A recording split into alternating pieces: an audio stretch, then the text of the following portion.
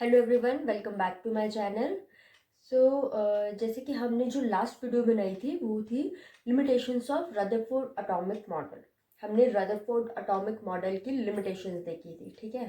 तो आज की जो वीडियो है उसमें मैं आपको जो रदरफोर्ड एटॉमिक मॉडल की जो लिमिटेशंस थी उसको किस साइंटिस्ट ने ओवरकम किया और उन साइंटिस्ट का क्या नाम था, उन्होंने उस मॉडल के एटॉमिक मॉडल को लेकर क्या पोस्टुलेट्स दिए थे।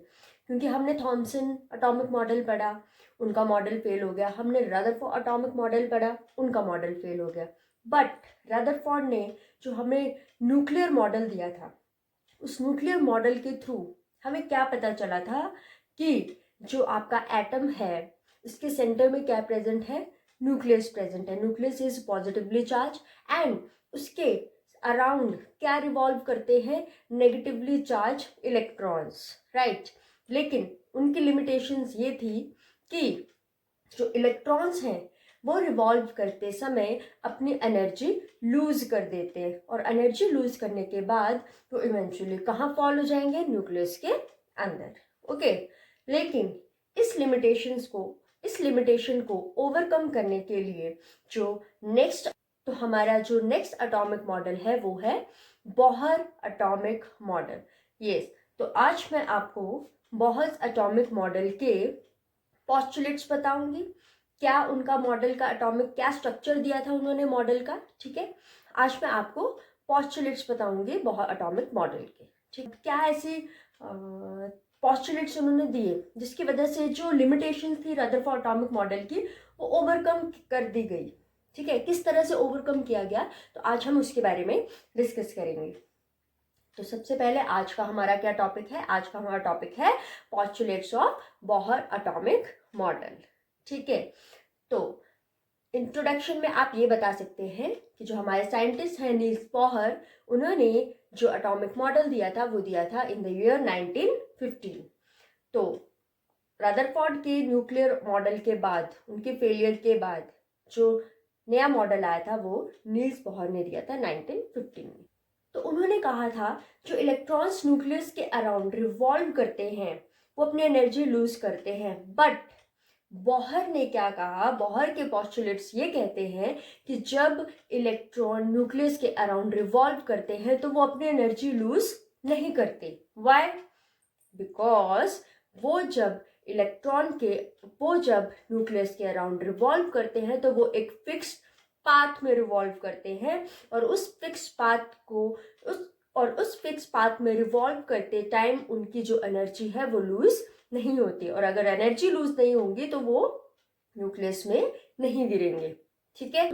तो हम फर्स्ट पोस्टुलेट ये लिखेंगे कि in an atom the electrons revolve around the nucleus, the negatively charge electrons revolve around the nucleus which is positively charge in a circular path, in a definite circular path. वो definite circular path को हम क्या कहते हैं, हम उन्हें कहते हैं orbits. They are known as orbits और शेल्स। ओके, तो फर्स्ट पोस्टुलेट हमारा आ गया। इसका मतलब ये हुआ कि इलेक्ट्रॉन जब भी न्यूक्लियस के अराउंड रिवॉल्व करते हैं तो वो एक डेफिनेट सर्कुलर पाथ है, मतलब उनका अपना अपना पाथ होता है और उनकी अपनी अपनी क्या होती है, एनर्जी होती है। किसकी? उस ऑर्बिट की, उस पर्टिकुलर ऑर्बिट की, उस पर्टिकुलर शेल की अपनी फिक्स एनर्जी होती है और उन एनर्जी शेल्स में रिवॉल्व करते टाइम जो इलेक्ट्रॉन है वो एनर्जी लूज नहीं करते। तो यहां से एक प्रॉब्लम सॉल्व होगी।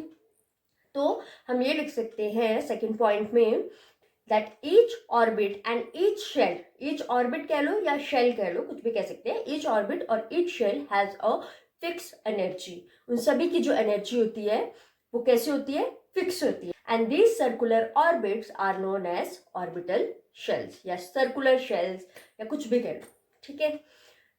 तो नेक्स्ट पॉइंट ये आता है कि देखो, वो मैं आपको डायग्राम के थ्रू भी क्लियर कराऊंगी, पहले आप पोस्टुलेट्स देख लो इसके कि पोस्टुलेट्स क्या क्या होते हैं। तो नेक्स्ट पॉइंट आप ये बताएंगे कि ये जो हमारी एनर्जी शेल्स हैं या एनर्जी ऑर्बिट है, इनको नाम क्या दिया गया है, इसको हम किस नंबर से, क्या इनका नाम है, कैसे डोनेट करते हैं इन शेल्स को।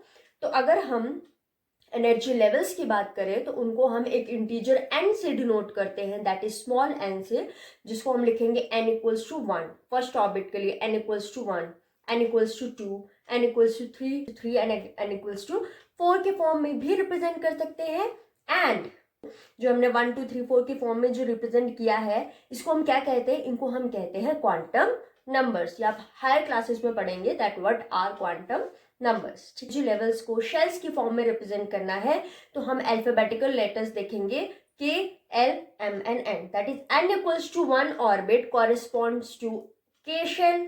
N equals to 2 orbit corresponding to L shell. N equals to 3 corresponding to M shell, and N equals to 4 corresponding to N shell. Capital N, confuse नहीं होना, ठीक है। तो यहां तक देखा कि बोहर ने क्या पॉस्टुलेट दिए थे एक एटॉमिक स्ट्रक्चर के लिए। तो अब यहां तक तो हमने पॉस्टुलेट डिस्कस किए। अब इसका डायग्राम, तो क्या ऐसे कैसे हम रिप्रेजेंट करते हैं?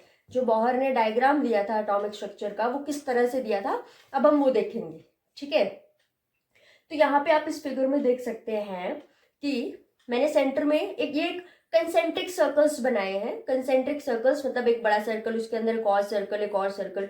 ये सर्कल क्या है? ये सर्कुलर पाथ है। ये सर्कुलर पाथ है जिसमें आपके क्या रिवॉल्व कर रहे हैं? इलेक्ट्रॉन्स रिवॉल्व कर रहे हैं। इन सभी पाथ की जो एनर्जी है वो क्या है? फिक्स है, राइट? क्लियर है? अब जहां पर हम देख सकते हैं कि सबसे सेंटर में क्या है? Nucleus. Nucleus that is positively charge. उसके जो नेक्स्ट हमने सर्कल बनाया है वहां पे मैंने क्या लिखा है? n equals to 1, energy level 1, ठीक है। इसको हम शेल को क्या नाम देंगे? के शेल। नेक्स्ट हमारा जो सेकेंड सर्कल है उसको हमने बोला n इक्वल्स टू 2, तो यहाँ पे कौन सी शेल आएगी? L shell, right. Next circle है n इक्वल्स टू 3, जिसको हमने m शेल नाम दिया है, और n इक्वल्स टू 4 को हमने दिया है n शेल, ठीक है। तो यहां तक आज की जो वीडियो है उसमें हमने देखा कि कैसे बोहर ने पॉस्टुलेट दिए एंड क्या उन्होंने डायग्राम दिया था, ठीक है। इस डायग्राम, ये इतना इंपॉर्टेंट डायग्राम है, इस डायग्राम की हेल्प से आप इलेक्ट्रॉनिक कॉन्फ़िगरेशंस पता लगाएंगे, हमारे डिफरेंट एलिमेंट्स की, उनकी वैलेंसी पता लगाएंगे, क्या उनके वैलेंस इलेक्ट्रॉन्स है उनका पता लगाएंगे। तो आज इस वीडियो में हम सिर्फ इतना ही पढ़ेंगे। जो नेक्स्ट वीडियो होगी उसमें मैं आपको इलेक्ट्रॉन्स के बारे में बताऊंगी कि कितने इलेक्ट्रॉन्स जो है n इक्वल्स टू 1 में कितने इलेक्ट्रॉन्स आपके रिवॉल्व करते हैं, n इक्वल्स टू 2 में कितने मूव करेंगे, n इक्वल्स टू 3 में कितने इलेक्ट्रॉन्स होंगे, या n इक्वल्स टू 4 में कितने इलेक्ट्रॉन्स होंगे, ठीक है। हर एक एलिमेंट का हम डिस्कस करेंगे नेक्स्ट वीडियो में। तो थैंक यू सो मच। तो if you like my video then please share and subscribe to my channel. Thank you.